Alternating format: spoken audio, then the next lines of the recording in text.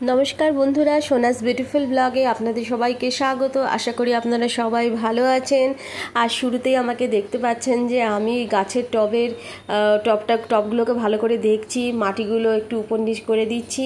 আর এখানে কিন্তু অনেক গাছ লাগানো রয়েছে। বন্ধুরা, আমি রয়েছি এখন মার ফ্ল্যাটে। তো আমার মার ফ্ল্যাটে রয়েছে কেন, ও তো হাটে বেরিয়ে যায়, আর আমাদের ফ্ল্যাটে আমি আর থাকি না। সেই সময়টা আমি মার বাড়িতে চলে যাই। তো এখন আমি মার ফ্ল্যাটের থেকে আমাদের ফ্ল্যাটে যাব।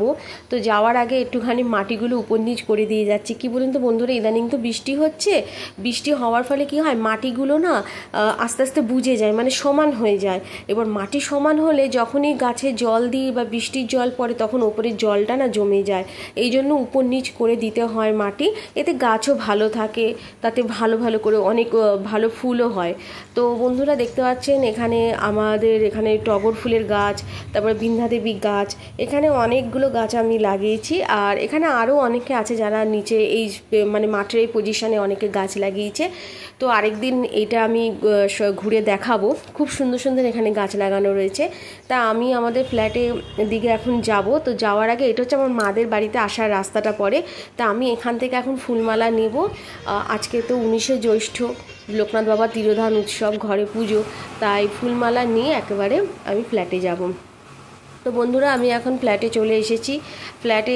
এখন তো বাসি ঘর বারান্দা সব কিছু পড়ে আছে। তাই এখন আমি বাসি ঘর বারান্দা আগে ঝাড় দিয়ে মুছে নেব। বাসি ঘর মোছা হয়ে গেলে তারপরে স্নান সেরে তারপরে পুজোর এদিকে আসবো। আপনারা পুরো ভিডিওটা দেখতে থাকুন।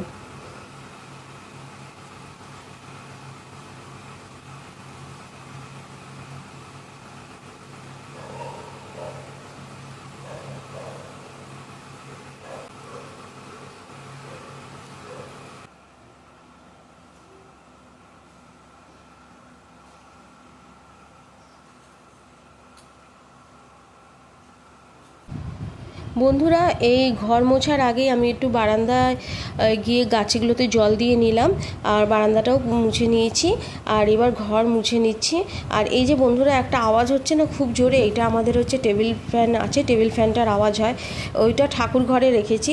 কি বলুন তো বন্ধুরা, আমরা তো সারাদিন যখন থাকি না ঘরে, দরজা জানলা সবই বন্ধ থাকে। আমরা যখন থাকি নিজেরা বা গরম লাগে পাখা চালিয়ে দিই, তো তখন ঠাকুরেরও তো গরম লাগে। তা ওই জন্য যখনই থাকি তখনই কিন্তু এই টেবিল ফ্যানটা চালিয়ে দিই। এতে কি হয়, ঠাকুরের গায়ে হাওয়াটা লাগে। নিজেদের যেরকম গরম লাগে তো ভগবানেরও তো গরম লাগে। তাই এই জন্য টেবিল ফ্যানটা চালিয়ে দিই। টেবিল ফ্যানটা সব ভালো, কিন্তু এই আওয়াজটা কিছুতেই বন্ধ করা যাচ্ছে না। এই আওয়াজটা কন্টিনিউ, যতক্ষণ পাখা চলবে কন্টিনিউ এই আওয়াজটা হতে থাকবে।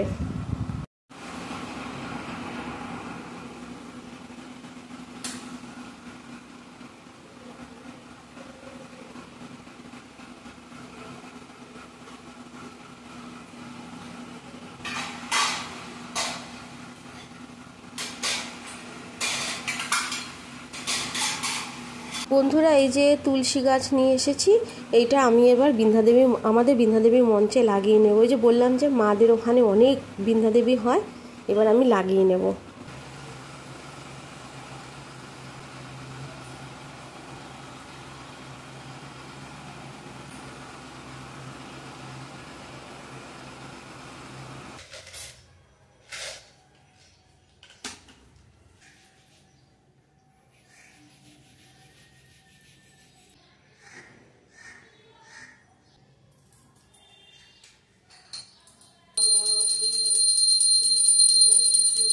বন্ধুরা, আমার সকালের বাবাকে বাল্যভোগ আর সকালে ঠাকুরের পুজোটা আমার দেওয়া হয়ে গেছে।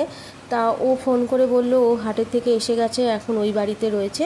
তো আমাকে বলল ফল অমান্য করে রাখতে। আমি এখন সব ফলগুলো অমান্য করে রাখছি। ও এলেই তারপরে বাবাকে অন্নভোগ দেওয়া হবে। আর বাবাকে এই অন্নভোগ দুপুর 12টার মধ্যেই দিতে হবে। বন্ধুরা, এই অন্নভোগ কিন্তু সিদ্ধ প্রসাদ। এখানে সব রকমের সবজি দিয়ে, চাল দিয়ে একেবারে সিদ্ধ প্রসাদ করা হয়। এখানে তারপরে মাখন, কাঁচা লঙ্কা, সন্দেক, লবণ দিয়ে বাবাকে এটা নিবেদন করা হয়। এটা দুপুর 12টার মধ্যেই করতে হবে।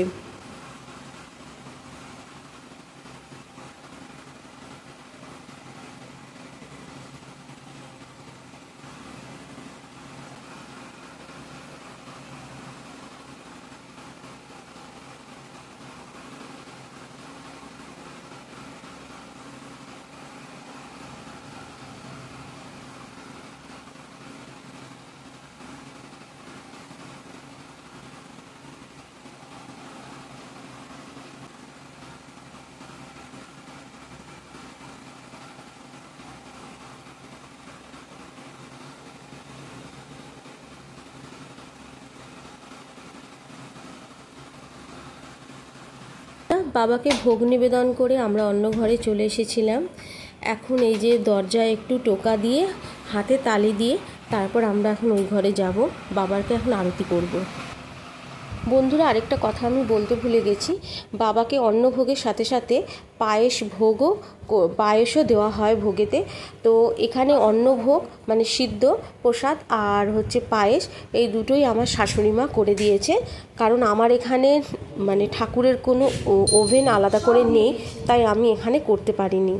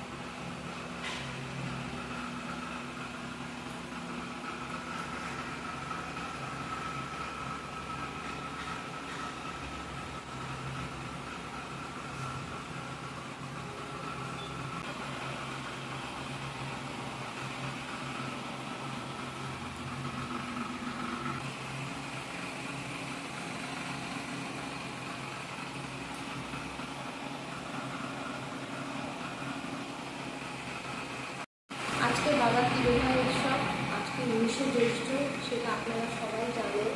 আর এই দিন বাবাকে কীভাবে ভোগ দেওয়া হয়, কীভাবে আরতি করা হয়, সব আমি করলাম।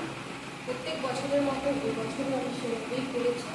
আপনারা সবাই এভাবেই ভালো থাকবেন, বাবার কৃপায় সবাই ভালো থাকবেন, সবাই সুস্থ থাকবেন, আর সাথে সাথে আমার চ্যানেলের সাথে থাকবেন।